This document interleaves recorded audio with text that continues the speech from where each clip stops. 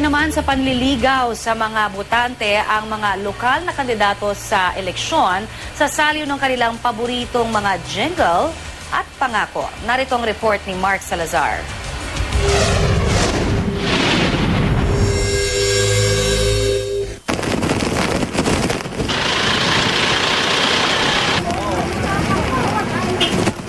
Dito sa Navotas, di na bago ang mga tagpong tulad nito. Sa ilang oras na buhos ng ulan, baha agad ang tumatambad. Pero sa mga tumatakbo sa pagka-mayor ng lungsod na ito, wala ni isa ang nangangakong matutuldukan na ang paulit-ulit na kalbaryong dulot ng baha. Bagamat nakilala kami sa pagbabaha, nakasanayan na namin yan eh. Kinalakayan na namin yan eh. Mas matinding problema sa amin dito ang kakulangan ng trabaho, ang kahirapan. Ngayong Mayo, haharapin ni Javier na siyang kasalukuyang vice-alkalde, si re-electionist Mayor John Ray Tiangco. Dati silang magkapartido. At sa saliw ng jingle nilang Pusong Bato, nag-ikot mga pambato ng Liberal Party sa depressed area ng Navotas. Tinaguri ang fishing capital of the Philippines ang Navotas. Kaya ang tanong kay Mayor Tiangco na tumatakbo para sa ikalawang termino sa ilalim ng United Nationalist Alliance, ano ang mga nagawa niya para tulungan ang mahihirap sa Navotas?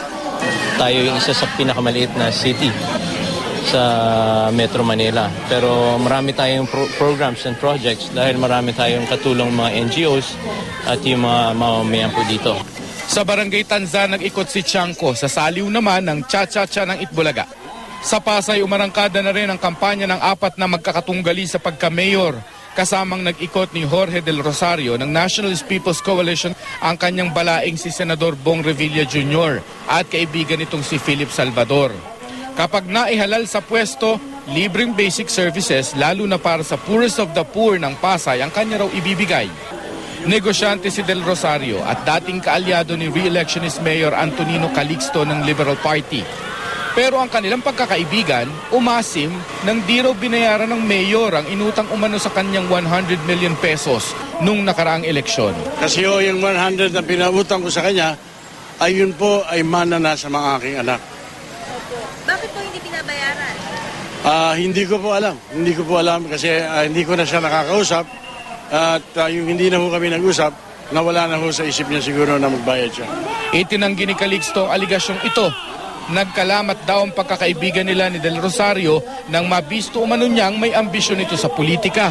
Kinakailangan ay inyong tignan sa BIR kung talagang merong pong pondo at 100 milyon at naibayad ng taxes bago po tayo maniniwala sa isang sabi-sabi.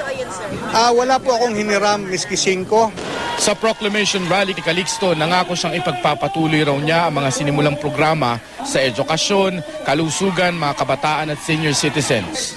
Sasabak din muli sa politika si dating Mayor Piwi Trinidad ng Nationalista Party. Sa edad na 74, sabi niya, kaya pa raw niyang pamunuang muli ang lungsod. Gusto kasi ang nangyayari sa Pasay. Inuubos nila ang pera kung saan-saan na lang nila dinadala sa mga proyektong walang katuturan. Ang independent candidate namang si Rome Marcelo, hindi man veteranong politiko, veterano naman daw sa pangangandidato. Simula noong 1995, kada eleksyon daw siyang tumatakbo sa pagka-mayor. Ito ay isang naging mission ko para sa Pasay. Mula nang ako'y makakilala sa Panginoon, naniniwala ako na ang pera ay hindi hadlang sa isang mabuting hangarin. Para sa unang balita, Mark Salazar reporting.